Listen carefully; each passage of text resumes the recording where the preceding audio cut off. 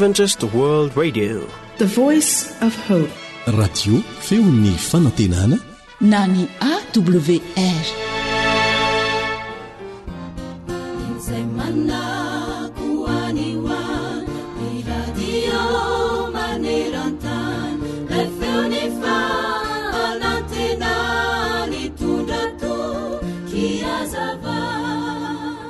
Hoy ity mpikaroka sy manam-pahendrena iray hoe raha vao miteny ianao hoe mafy be amiko izany, tena enjana be loatra amiko izany sy ny sisa, dia mijika ara-milaza vetrany amin'ny tenanao ny sainao fa tsy manana hery hatrehany izany ianao.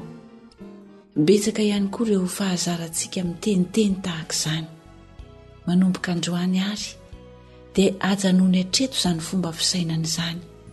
Ovay ny fijery ary manana fomba fijery lafin-javatra tsara. Maro ireo izay manan-kivy ny tenany, ary rehefa kivy izy dia manan-kivy ny hafa ihany koa anaraka ny heviny. Moa ve tsy tena zavatra ratsy tokoa izany aminao? Ovay ny fisainana ary maiza mijery lafin-javatra tsara. Aza mifantoka amin'izay mety ho ratsy na tsy mety, fa mifantoha amin'izay tokony atao mba hahafahanao mamita ny zavatra tokony ataonao. Aza revo milaza ilay teny feno fiahiahiana hoe mety ho izao, sao dia izao. Mbola sao dia sy mety ho izany fa tsy zavatra tena mitranga ary mety tsy hitranga mihitsy aza. Dia aza mandany andro maminavina ny ratsy fa banjino izay tsara mahasoa anao. Noho izany mahazo toy hevitra izany zavatra izany, dia mikeleza aina fatratra amin'izany mba hiseho amin'ny olona rehetra ny fandrosoanao. Timoty 1:4-5. Amen. Ny Baiboly hanisan'andro mofonaina rasoa ampofazamalaina fartomotrany andriza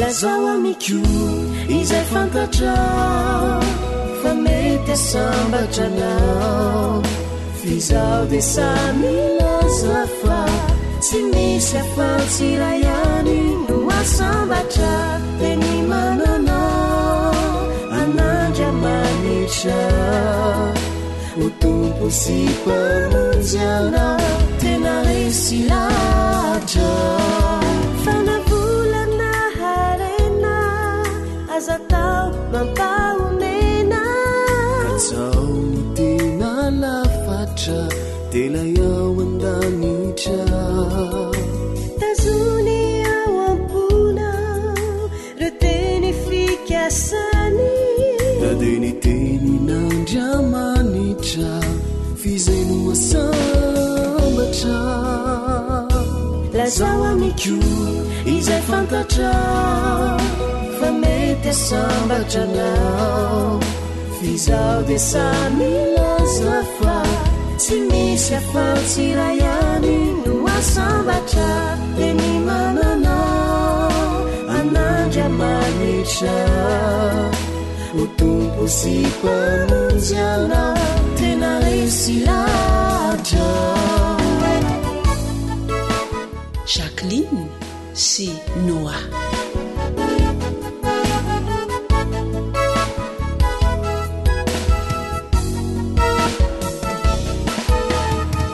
Zay lay monjany fanantenana naizanaiza le anao ikatsahanao ny tena soa na yankavanana na yankavy mbola hafa ihany Kristy na ikiry mafiazanao amin'ny herinao manontolo bevery maina fony izany fitakany eto ata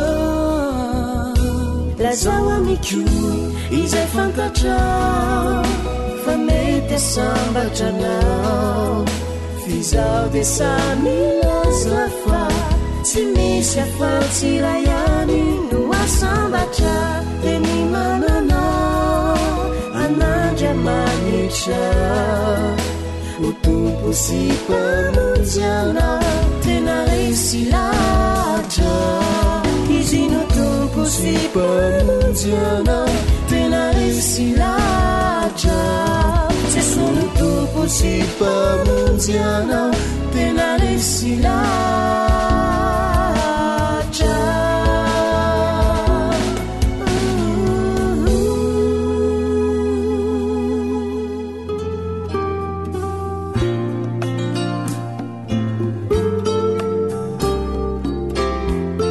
fahaiza miaina mampirindra ny fiarahamonina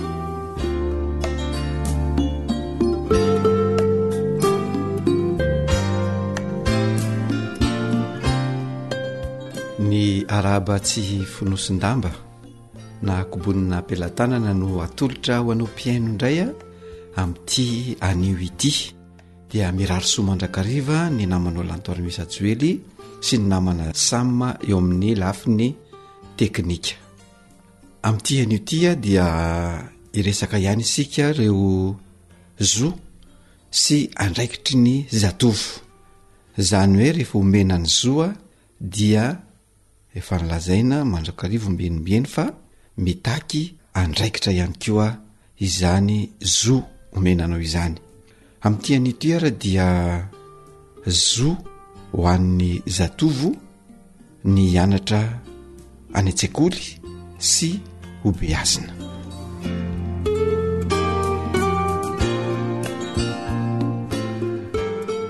izany zo zay omena anao izany a dia tadidio tsara fa misy ny andraikitra izay takina aminao rehefa nomena anao daholo zany ny zo ahafahanao mianatra eo ny fitaovam-pianarana eo ny saram-pianarana eo ny kojakoja isan-karazany ary eo ny mpampianatra zay mampianatra anao satria matoa ianao manana zay zo hianatra zay dia ny mpampianatra tsy maintsy manampy anao reo koa ny ray aman-dreny dia eo zany no takina aminao hoe inona ary ny andraikitra izay tsy maintsy ataonao mifanandrify amin'izay zo azonao izay ao aloha dia tsy maintsy ianao manao izay azonao atao mba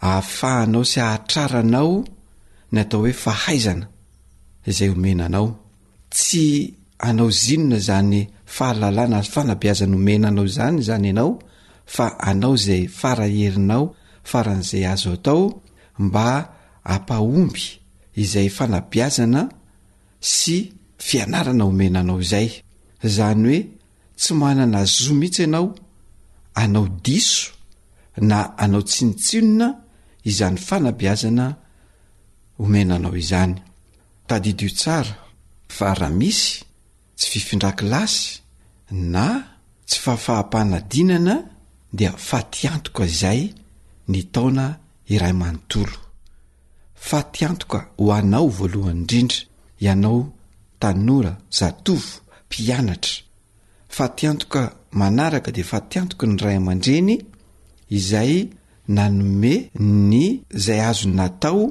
mba atonga anao ahazo zany fanabeazana sy fianarana zany ary fatiantoka ihany koa ho an'ny mpampianatra izay nanome fahalalana ho anao satria kadio tsara hoe mandritry ny taona ray manontolo dia nisy fandaniana tao isan'andro isaky ny mandeha mianatra ianao zany dia misy fatiantoka misy volalany ao raha ohatra ka lavitra ny toeram-pianarana zay misy anao lavitra ny toeram-ponenana dia misy saran'izany fivezivezena eo amin'ny trano sy ny toeram-pianarana misy fandaniana ihany koa any trano indrindra rehefa mody ianao dia mampiasa herinaratra dia misy volalany amin'izay herinaratra lanina amin'ny fianaranao zay ka rehefa tsy fahombiazana no azonao rehefa tapitra ny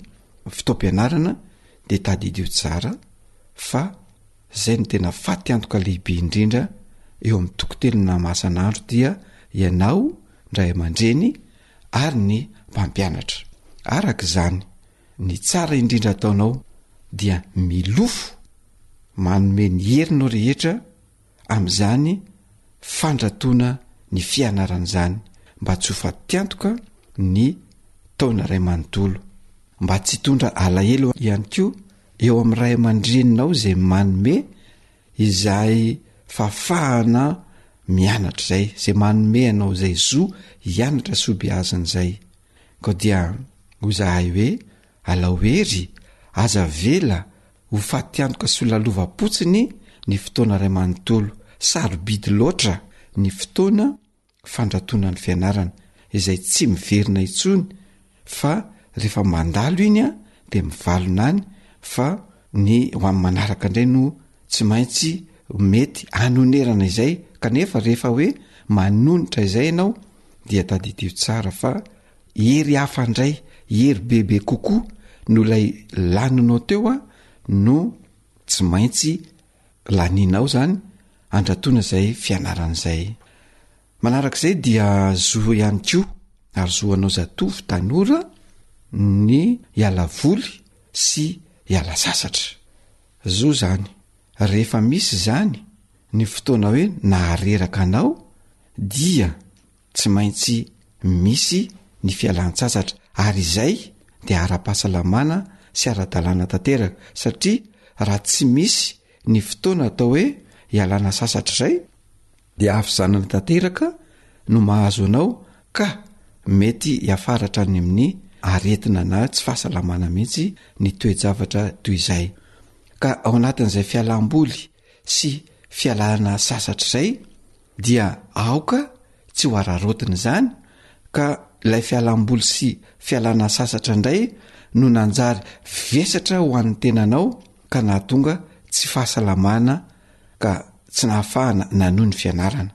Fa io fialana sasatra sy fialana voly io dia natao mba ampidirana rivo-baovao sy hery vaovao indray amin'ny atidoha sy ny vatana, mba hahafahanao manatanteraka indray ny adida manandraikitra sy ny fianarana izay ratovinao.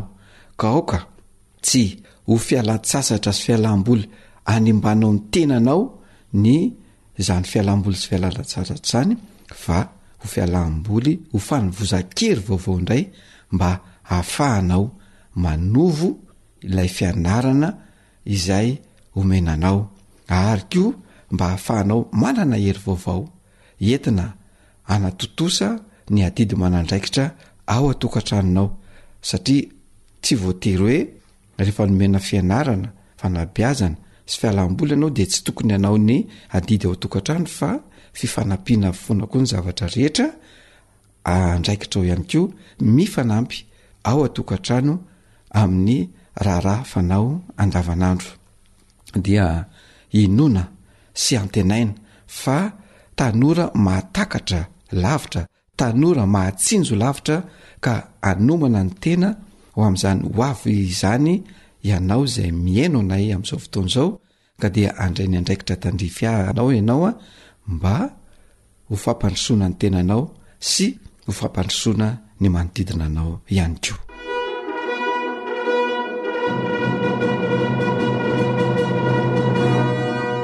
Faiza miaina mampilamin-tsaina.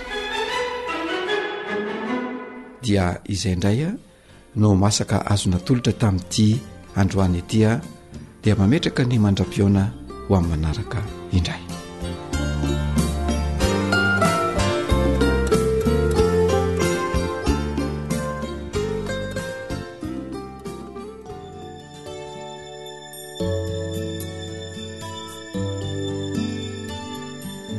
Tarika Rija Malala.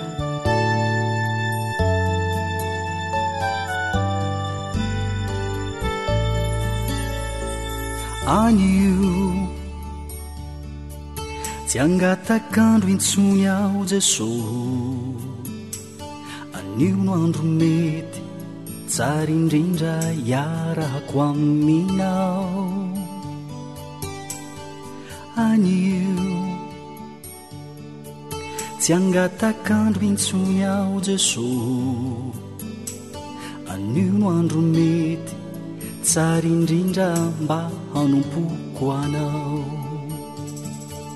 ho mpiara-miasa aminao tompo anio ampitso ho mandrakizay omeo ery ao feno ifanay rasitrakao ho mpiara-miasa aminao tompo anio ampitso ho mandrakizay omeo ery ao feno ifanay rasitrakao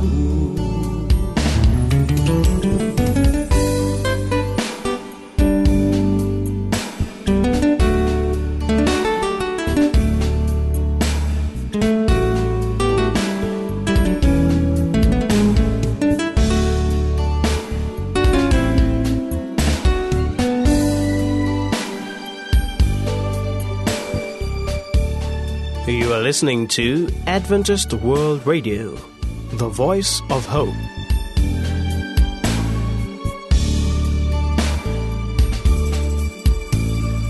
Anio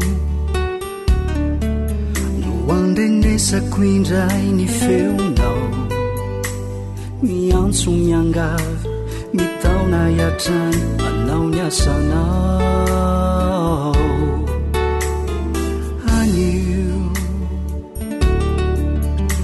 anao vaozako indray aminao ilay fanekena zay efa nataoko teo anolonao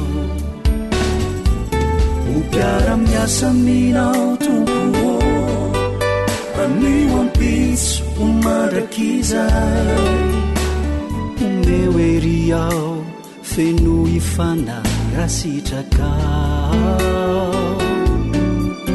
anolo tena hanompo toko anio ampitso ho mandrakizay omeo ery ao feno ifanay rasitrakao kaninonino na zava-miseo tsy irery ao rasehatriny arisarotrindray mba manay ho mpiara-miasa aminao tompo anio ampitso ho mandrakizay omeo ery ao feno ifanay rasitrakao zay lay onjany fanantenana anio tsy alatsiny intsony ao Jesosy anio no andro mety anio no andro tsara hanompo anao ao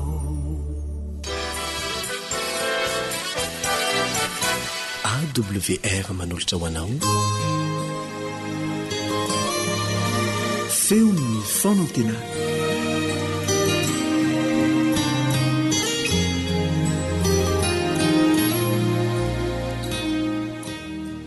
ry mpiaino namana sitrak'Andriamanitra ny hiaonantsika sy fandraisantsika amin'ny alalanyity fandaharana mitondra ny lohateny hoe manana an' Jesosy isan'andro ity izay ampitaina amin'ny alalan'ny onjam-peon'ny feon'ny fanantenana.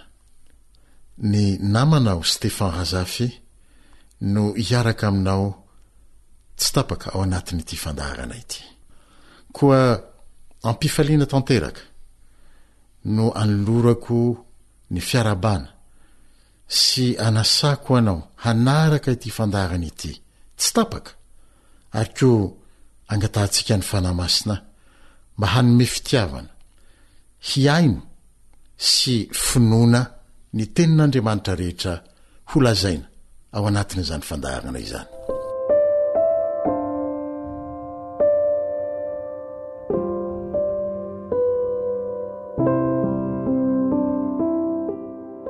Araka ny voalazan'ny lohatenin'ny fandaharana rahateo ary dia i Jesosy no ho ivon'ny dinika ifanaovantsika.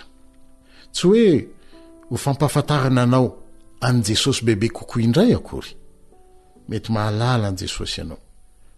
mihoatra noho izao aza, satria tsy fahalalana ara-tsaina tsy no zava-kinendry, fa kosa ho fanasananao hanao fanandramana miaraka amin' Jesosy isan'andro. Eny, isam-potoana kory aza, satria tianao nitoetra eo anilany sy ara-mandeha aminy amin'ny etaeta mitombo hatrany, dia ho aminy ianao ary izy kosa ho ao aminao. Isan'andro tokoa mantsy, tsy hoe zavatra foronina kory na fijery mitongilana dia raha mahita ary tsy azo ialana ao amin'ny tontolo iainantsika toe-javatra toy izao: fankahalana, vonon'olona, erisetra isan-karazany, tsy rariny, tsy fandripahalemana, fahantrana, fahadisom-panantenana, hakiviana, adilahy isan-karazany, fitiavan-tena, fitiavam-bola, didin'ny besandry, fanjakazakana, afetsifetsena amin'ny endriny maro samihafa, sy ny sisa sy ny sisa. Hanika zary toy ireny ala mikitroka ireny ny fiainantsika, samitady izay lalana ivoahana amin'ny fomba maro samihafa ny tsirairay. Ao anatin'izany indrindra no mbola anasany Jesosy ianao ampitiavana sy amin'ny famindrapo tsy misy fetra manao hoe manarahy ianao. Filazantsara ny Jaona 2:20 dia izy izay nilaza ary mbola milaza fa lalana sy fahamarinana ary fiainana. Ho anao raha mety ianao, te hiresaka aminao toy ny amin'ny sakaizakaika ianao indrindra izy, maniry ny ara-dalana aminao isan'andro ihany koa. Ho ihany izy amin'ny fahalemem-pana rehetra, miteny aminao manao hoe mankanesa ty amiko, ianareo rehetra izay miasa fatratra sy mavesatr'entana, fa izaho no hanome anareo fitsaharana. Filazantsara ny Mateo 20:20.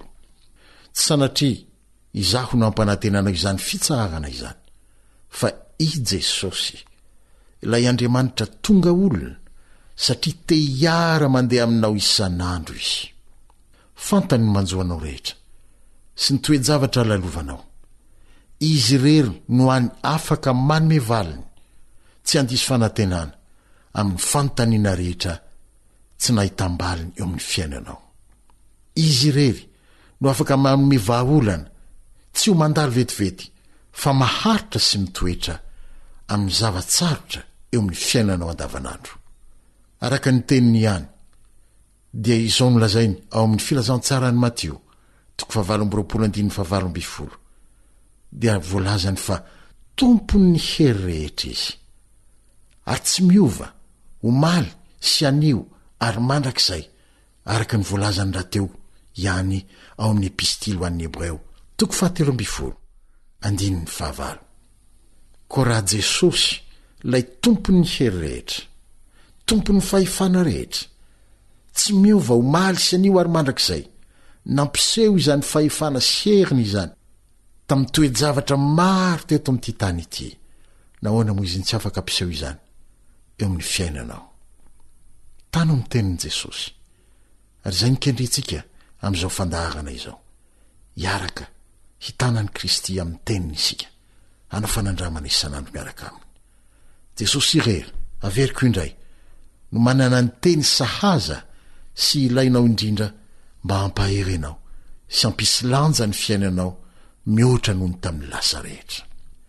Ko ny teny rehetra izay ambara eto amin'ity fandaharana ity dia ireo ihany no aoka amin'ny kiranao ho hazononao mafy amin'ny fahatokiana ny heriny sy ny fitiavany ary ny famonjeny, ka hahatonga anao ilaza amin'ny manao hoe Jesosy eo, ianao no ny teny izany dia mino aho, fa ho tanterahanao tokoa izany.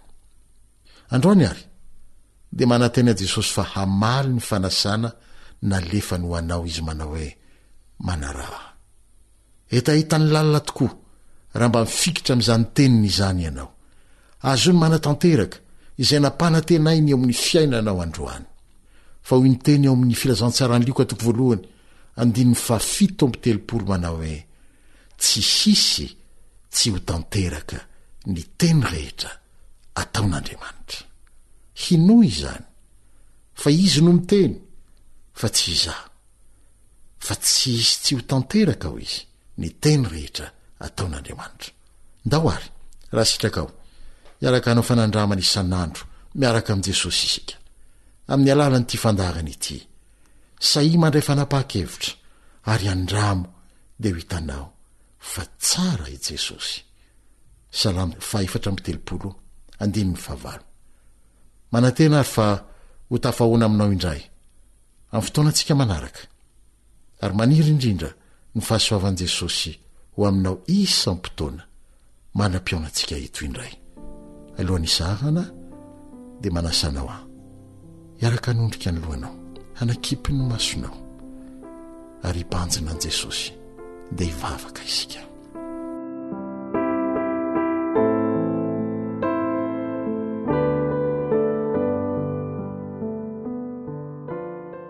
Jesosy malalo, misaotra indrindra ny amin'ny fanasana izay nalefanao ho anay isam-batan'olona androany.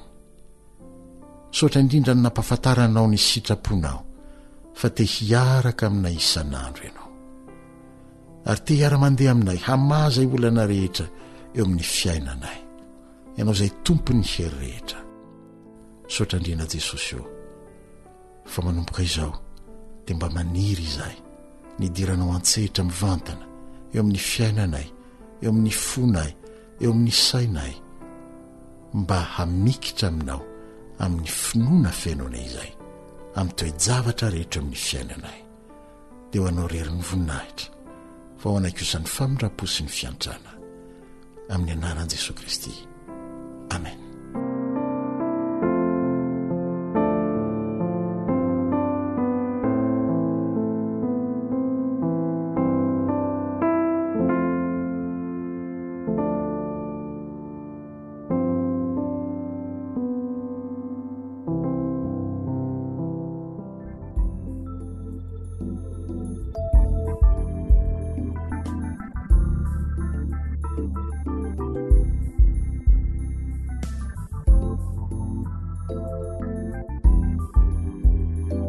Antoko-pihira ny obo farany. Hoanao izay mikarotsavatsy efa lamizao fiainana iza, milokivy sy hoketraka toko, tsy mahity izay izoranatr' Hoanao izay mikatsaka niso, tena azo atoka fatsy olo, sasa miandry ny masoandronao ety, tsy mahita iantefanatran'iza.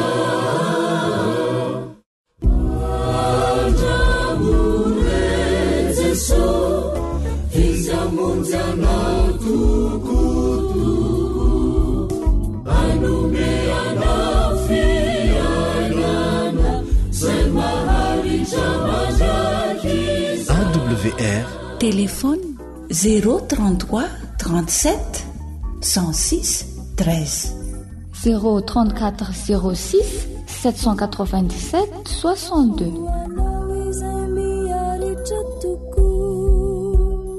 Erisitran'izao fiainana iza, efa trotraka sy kivy ao am-po, tsy mahity izay mba mikirana.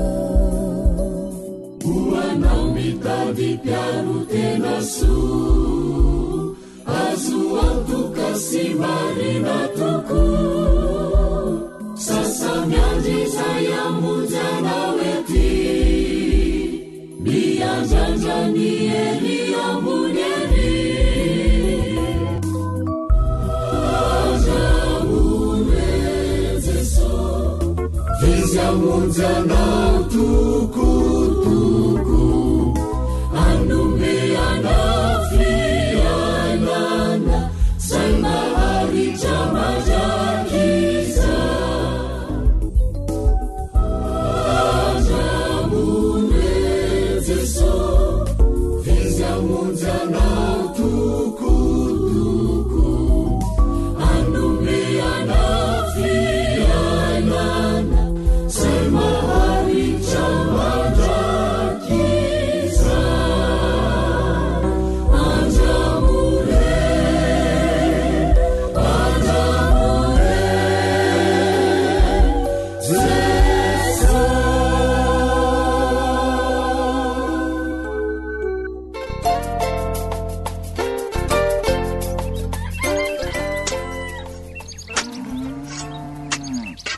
asa sy tontolo hiainana voakolo antoky ny fahavelomana re. dia manasanao indray ny ekipa ny onjam-peon'ny feon'ny fanantenana anaraka ny fandaharana efa voaomana ho antsika mba ampitomboana ny vokatra fiompiana akoho gasy, mba hampaharitra ny fiompiana azy, inona avy ary ny fanatsarana tokony atao. dia mino finaritra ary eo.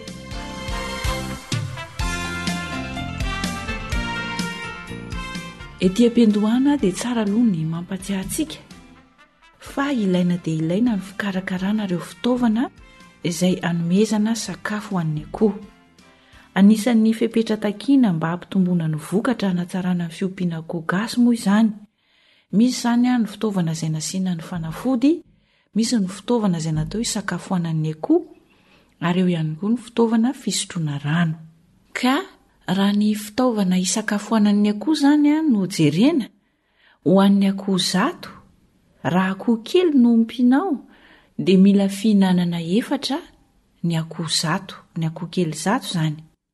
Ka ny refy ny fihinanana tsirairay izany dia tokony hatratra 2 metatra ny halavany, dia 20 sentimetatra ny sakany, ary 10 sentimetatra ny alaliny. Izay izany no tokony fitaovana, endriky ny fitaovana fihinanan'ny sakafo ho an'ny akoho kely zato. Izany hoe 4 ny isany fa io ny refiny. Ho an'ny akoho lehibe kosa, raha akoho zato dia mila fihinanana 9 izy ireo.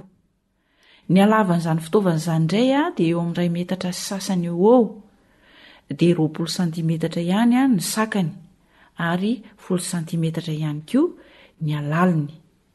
Io izany ny refin'ny fitaovana fihinanana ho an'ny akoho lehibe.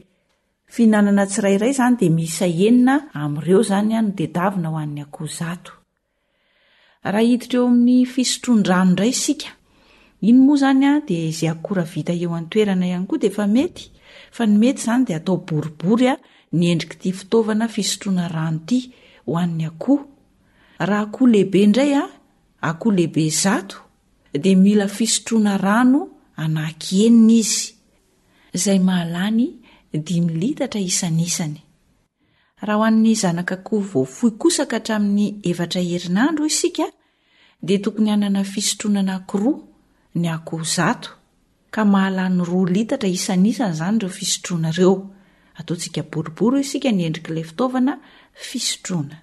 Ireo izany ny fitaovana fisakafoanana sy fisotroana rano raha hampatsahivana antsika vetivety.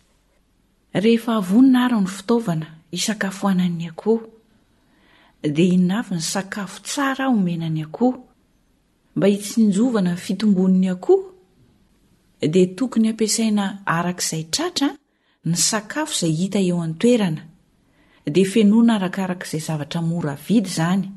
Ho antsika any ambanivohitra aloha dia mahavotsika satria sady mamboly mangahazo no mamboly vomanga, dia mety tsara mihitsy reny sakafo reny atao fanampiny ampiasaina ho famenon'ny sakafon'ny akoho raha sanatria ka tsy ampy ny katsaka izay fodi-tsakafon'ny akoho, dia mampiasa famenona izany tsika amin'ny fanomezana azy mangahazo sy ny vomanga, reny volomamody reny izany.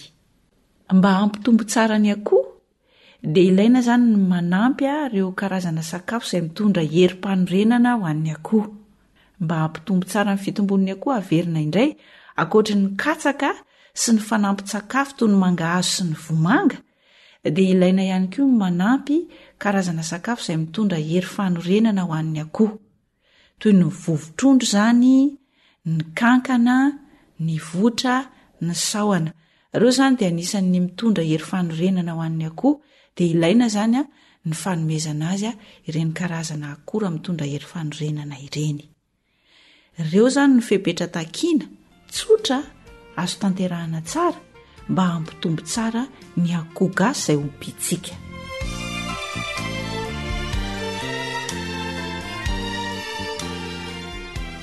Fa misy fipetra kely kosa takiana amintsika rehefa manome sakafo ho an'ny akoho isika, ankoatra ny efa voalaza teo. Amin'ny fotoana maraina be, le fotoana famohanan'ny tranon'akoho, sy amin'ny hariva amin'ny fotoana fanidinan'ny tranon'akoho no fotoana zany fizarana sakafo ho an'ny akoho indroa isan'andro zany. Maraina be amin'ilay amoana ny tranon'akoho iny tonga dia ampiarahana eo zany ny sakafo izay ho an'ny akoho, sy isaky ny hariva rehefa anidiny tranon'akoho sika dia omena sakafo indray ny akoho. Rehefa miompy isika dia mazana alefantsika ho fotsiny ny akoho lahy sy ny akoho vavy. Misy fepetra ihany koa anefa mba hampaharitra ny fiompiana ny akoho dia tsinjaraina ny akoho lahy sy ny akoho vavy. Ahoana moa zany ny fanaovana an'izay? Ny akoho lahy anankiray zany tokony eo amin'ny 3 taona eo ny fahanterany dia mila akoho vavy 10 mpamokatra izy. Akoho vavy mpamokatra anankifolo zany ho an'ny akoho lahy anankiray 3 taona eo. Samy 3 taona eo zany ny akoho. Any amin'iny faritry mena be iny zany dia izay ny salan-taonan'ny akoho. Mety tsara.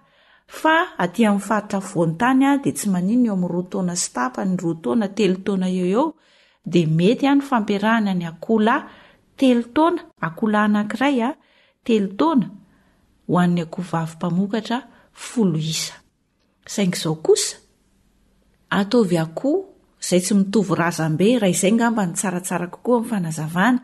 Akoho tsy mitovy razambe, tsy mitovy fiaviana amin'ilay akoho izay ompiantsika, ny akoho lahy ampiarahana amin'ireo akoho vavy mpamokatra ireo. Raha tiantsika zany ny ampaharitra n'ilay fiompiana akoho gasy. Akoho any ivelany mihitsy zany izay tsy nompiantsika teo aloha no ampiarahana amin'ilay akoho vavy mpamokatra. Akoho lahy zany ny tiana horesahana eo. Averina indray zany fa mba ampaharitra ny fiompiantsika dia ilaina tsinjaraina ny akoho lahy sy ny akoho vavy. Akoho lahy anankiray eo amin'ny salan-taonany 3 taona eo dia mety ho an'ny akoho vavy mpamokatra 10 isa. Ny akoho vavy kosa zany dia tokony eo amin'ny 3 taona eo koa ho any amin'iny faritra mena be iny. Fa raha aty amin'ny faritra vovoatany ety dia eo amin'ny 2 taona sy tapany eo zany ny akoho vavy, mety ho an'ny akoho lahy 3 taona. Rehefa miompy isika dia tsy maintsy mila akoho lahy ivelan'ilay toerana fiompiana. Io zany no ampidirinao zany lasa ompiantsika. Zany hoe akoho tsy mitovy razambe amin'ireo akoho izay efa fiompiantsika ireo zany no atao miaraka amin'ireo akoho vavy mpamokatra ireo mba ampaharitra ny fiompiana ny akoho gasy.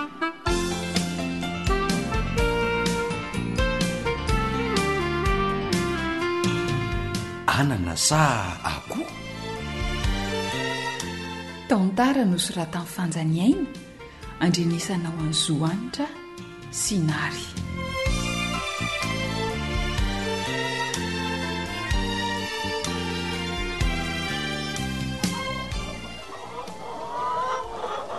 Zafy Zafy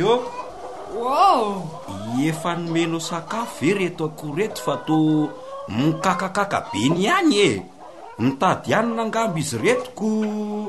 Efa nomembelo sakafo reo talohany nandehana ny anatra Ka tsy tara be ve zany Zafy Tara hoana roby tsika aza Ory Zafy ahoany efa mifanaraka tsara kosa tsika ny anatsara n'ity fiompiana akoho gasy no atsarain'ity mba hampitomboana azy ireo. Ka nahoana natao an'izany ny asa raha matoty dia kinina amin'ny zaziny ve zany Kenao anie tsy miaino akory fa miakatrakatra eo fotsiny Anykeo maraina be tamin'ny fotoana namohana ny tranon'akoho namezam-belo sakafo an'ireo. Ary tsy adino mihitsy koa ny manome sakafo ny isan-kariva rehefa manidiny tranon'akoho izy. Mety ve zany sa tara? Tena mety re zany fa ianao ny tara be vonana zavy Sika ngera matoa mila manova an'ireo fahazarana tsy nety hatrizay tamin'ity fiompiana akoho gasy ity. Raha tia hita fahombiazana izay no mahatonga manara-maso tsara n'izy ioko. Azoko tsara ny zany fa mba hifampizarana ihany koa ny asa roby Vita mbelo tsara raha nyfamezana sakafon'akoho isa-maraina sy isan-kariva. Ary izany mihitsy ny manao an'izany amin'ny ora mitovy. Eno zany tsy mifanjana aminao amin'izany Rehefa eo za ihany ene manao an'io ataoko mihitsy zay tsy asahirana anao. Fa rehefa lasa maraimbe na mbola tsy tonga de mba rao maso ihany zay ataon'ny ankizy sao misy tsy tsarony re. Eny e, ny fanolosoloana ny rano fisotrony akoho, ny fanolosoloana n'izany maraitsy ariva, ny fatra ny sakafony. oay nahatsiaro an'izany tokoa ianao fa zay vo tsaroko. Tena tsy misy katsaka ho an'ny akoho tsony aho fa lany zay ai no nampikakakaka an'ireo tsy ampy ny sakafony. Zay ary fa ono ahy nahoana ny lany sahady ny katsaka nefa rehefa zany mikarakara azy mizotra tsara araky ny tokony ho izy ny sakafony.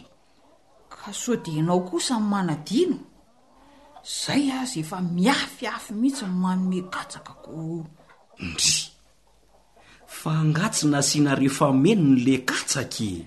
Gizay ange mandreraka amin'izy ty toa nitady raharaha ihany tsika Roby. Zafia zay le mahavoanao.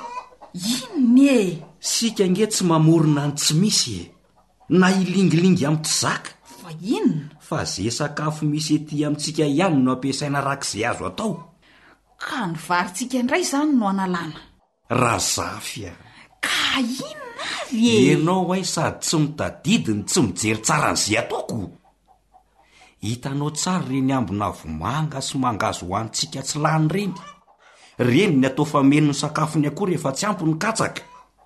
Ay toko morangaty nefa dia tsipitsipi ny ankizy eny tokotany eny fotsiny zay tsy laniny. Aleo fa arahako maso tsarombelo rehefa manao an'io tsy mahatadidy mihitsy. Ianao aloha mila mahay voalohany fa aza hifanjanana amin'iny zaziny zany amono atoko ianao tiry zafy raha izao no mitoy aiza kosy mba sendra tsy tsaroko re iny fa ianaoko ho hitanao tsara ny anaovako an'izany sady tiako zany satria tsy be mahasokarena. Tsika efa mambolo mangazo vomanga raha teo vita ho azy Roby. Zay mihitsy fa na izany aza de tsy maintsy ampiana an'ireo karazana sakafo na akora mitondra herim-panorenana ny sakafona koa toy ny vovotrondro, ny kankana, ny votra, ay reo zany no mitondra herim-fanorenana ho an'ny akoho. De asiana zay misy am'ireo zany ny sakafony. Mila n'izany tokoa ny akora iny raha tiatsika ny ahita fahombiazana ny fiompiana akory zafy dia aro tsara fotsiny zay fepetra tsotro zay. Saingy zao atao malemilemy toy ny vovoka ny sakafo ho an'ny akoho kely fa ataova vetivety kosa ny endriky ny sakafo omenan'ny akoho lehibe. Azoko tsara Roby fa ono sahirana mihitsy mbelo ankeo fa nafatra faranao n'izy hoe tsy atambatra tsony reo akoho reo fa efa samy manana ny fizarany. Hatr'izay anefa ny tamba be tao ihany. Marina mihitsy zany fa ino ny tena saika diniko fa ahoana ratsy ny resaka sy nampatsahivon'ny teknisianina tena diniko iny ay hoe ahoana ony mba ampaharitra ny fiompiana akoho zany de tsy injaraina ny akoho lahy ho an'ny akoho vavy. Ay ka zao ny fandehany ny akoho lahy ray 3 taona eo ho an'ny akoho vavy mpamokatra 10 isa. Akoho lahy ray 3 taona eo ho an'ny akoho vavy mpamokatra 10 isa. Zay de 5 taona eo koa zany ny akoho vavy Roby. 3 taona eo koa izy raha ohatra ho antsika ty amin'ny faritry mena be aty saingy zao hoe ahoana le akoho lahy zany tsy atao mitovy razam-be amin'le akoho pitsikato. de ahoana zany reto akoho tsika reto Roby etry aza matahotra ianao raha zafy fa Roby anety manoloana anao ty raha be hevitra jereo Roby fino ty ataonao ho amidy anga reto akoho atao iny io garaba be io ay efa nalefanao ao ny akoho tsy manaiky an'izao kosa ka avy alao ny akoho tsy tsy ampifieritreretana mihitsy milerangaty marina Zafia velao ianao no tena tsy ampifahitana fa aza koropahana ohatran'izao reo akory eo e. Raha lasy reo de ianao no misambotra an'ireo akoho kody be reo a miala esy akoho efa malala ny tranony reo e okany eko ory Zafia tsy hitan'ny masonao tsara ve fa akoho lavony vidiko anireo e atao naman'ireo akoho vavy reo iny ary le akoho ray fa lasy zay nenao iny to oay vonjeo e samboly roby a iny e ohatray iny ndre roby fa zany asa losana amin'ny tonakeo a sambory ianao mafy lo koko io re io akaikinao io koko iny e raha matoty le retsy andraso ndre roby andray kosa zao de mba tsy rariny a fa nahoana ny anana voavy mifatenako teo no ataonao sala amin'io fangaron-daokatsika ny io e avelao izy bikiny iny ao akoho la manidiny ty ory Zafia io ao zay saika tsy azo miala nary naparitaka ao eo amin'ny tany daholo mahasositra alay vao mbany sobika eo ny akolanao tonga de ampidirao anaty tranona koa de ahoany reo anana saika atao lokana rinao teo reo roby ka nilaiko ane le sobika raha zafy ny samborako an'le akoho e za zany tsoraka tam'maina mihitsy ny sambotra an'ioko nenao de izay tandrify ny tanana io ihany fa tsy mba ka ino narany tianao e anana sa akoho ataovy ny safidy de zay tianao atao anatin'io sobika io zany zangy efa sanana sy akoho re enao koa andao reo karakarainy reto izy e ino nanao piko ny roby mba zay ahay raha matoty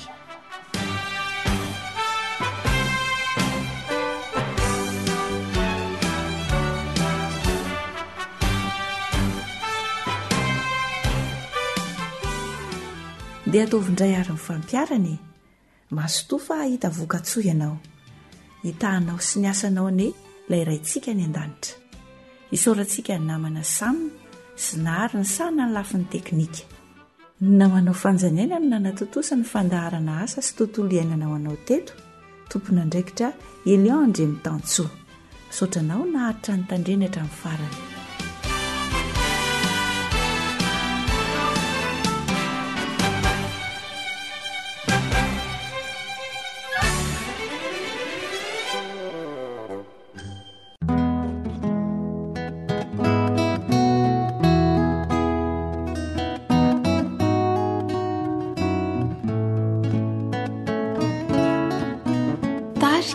Alisson.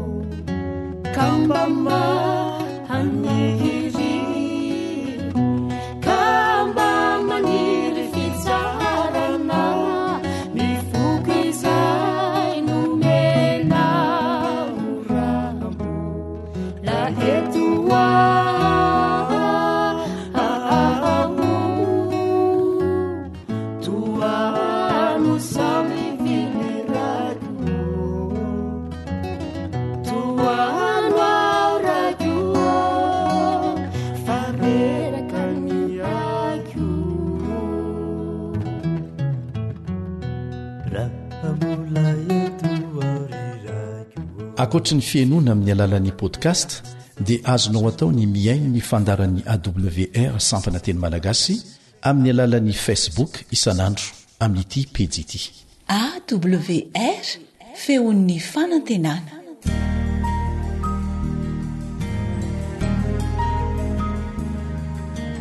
faneteninao no fahamarinana tari-dalana manokana fianarana baiboly avoaka ny fiangonana advantista maneran-tany. iarahanao amin'ny radio feo ny fanantenana. faly miarabo antsika rehetra indray izay mpanaraka tsy tapaka ity fiaraha-mianatra ny ten'Andriamanitra ity. Mbola ny namanao pasteur Andrena Sotronian ny eo amin'ny fanolorana androany ary ny namana Kaleba ny eo amin'ny lafiny teknika. Meloha ny tirantsika amin'izany fiaraha-mianatra izany dia manasanao hiaraka hivavaka isika.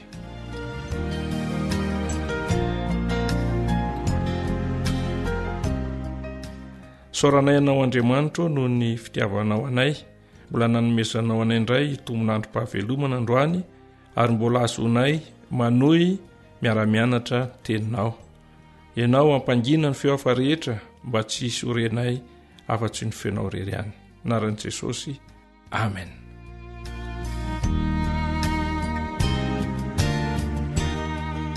Ny loha-hevitra izay natokana hodinitsika androany dia manao hoe ny teny tamintsika tamin'ny alalan'ny zanany Andriamanitra. Ndeha averintsika aloha ny tsenjery meloha ny dirantsika amin'izany fiaraha-mianatra izany. Dia amin'izao andro faran'izao kosa no nampitenenany tamintsika ny zanany izay voatendry no mpandova ny zavatra rehetra. Izy no nahariany izao tontolo izao ary izy koa no famirapiratany fonahany sy endriky ny tenany indrindra. Hebreo 1:2 sy 9:3. Anoizantsika izao fiaraha-mianatra izao dia andeha ovakitsika aloha ny Hebreo 1:2 ka hatramin'ny 9:4. Inona no asongadin'ireo toko sy andin'ireo ho antsika. Rehefa nampitenen'Andriamanitra tamin'ny razana fahiny ny mpaminany tamin'ny andro samihafa sy ny fanao samihafa, dia amin'izao andro faran'izao kosa nampitenenany tamintsika ny zanany izay voatendry no mpandova ny zavatra rehetra. Izy no nahariany izao tontolo izao. Izy koa ny famirapiratany voninahiny sy ny endriky ny tenany indrindra ary miazona ny zavatra rehetra amin'ny herin'ny teniny. Ary rehefa nanao fanadiovana afaka ny fahotana izy dia nipetraka teo amin'ny tananankavanany lehibe any amin'ny avo ka natao tsara noho ny anjely araka ny nandrovany anarana tsara noho ireny. Io Hebreo 1:2 ka hatramin'ny 4 izay voavy novakitsika amin'ny teny fototra Grika dia fehezanteny anankiray izy io, ary io ny voambara fa fehezanteny kanto indrindra ao amin'ny testamenta vaovao raha jerena ny hailahateny izay anehoana azy. Ny hevi-dehibe finosiny dia tsotra.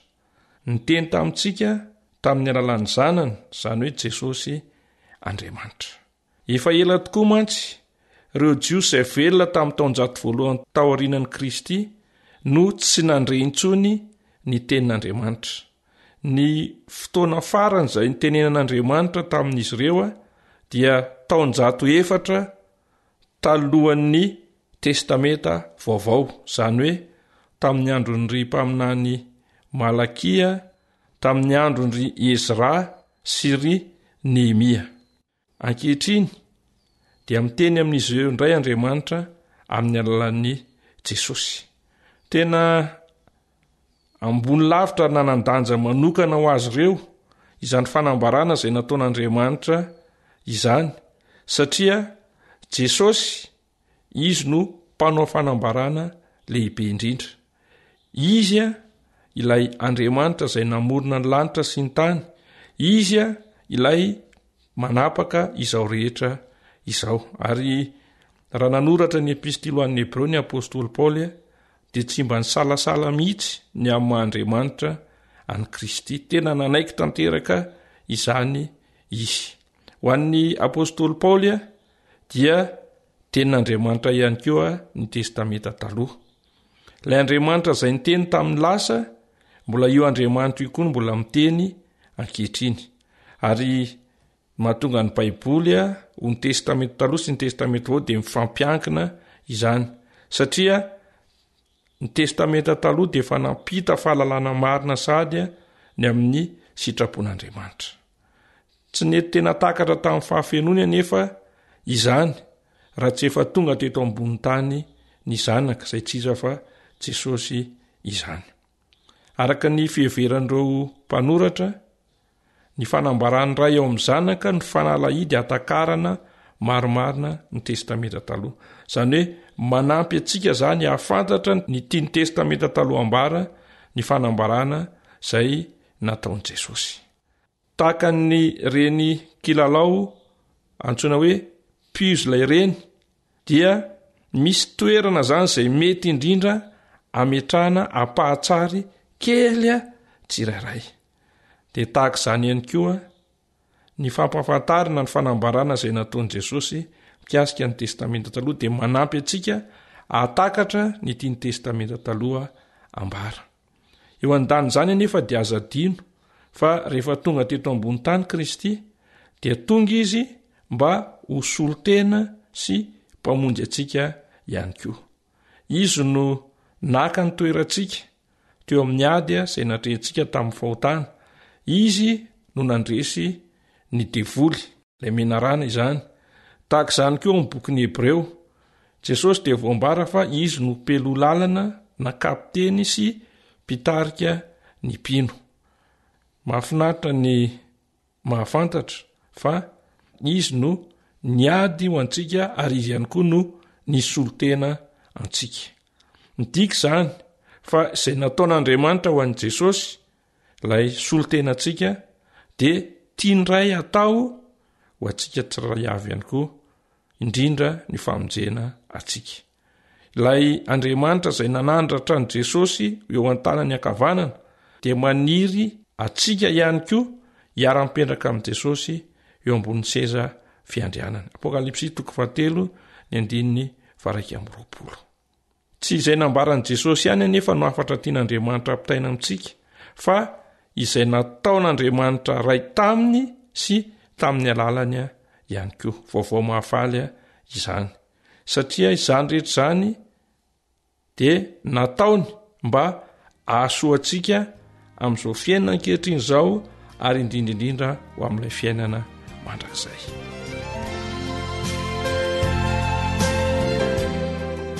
amaranantsika n'izao fiaraha-mianatra androan'izao dia misy fampieritrretana apetraka amintsika ity eritrereto ny hevitry ny hoe Jesosy ilay Andriamanitra tonga teto an-tany nahoana izany fahamarinana izany no mitondra fanantenana lehibe ho antsika mifarana teo indray ny fiarahantsika mianatra androany mametraka ny mandram-peona ho amin'ny fiarahantsika mianatra indray samy io tahiny tompo isika menakafy veloma toko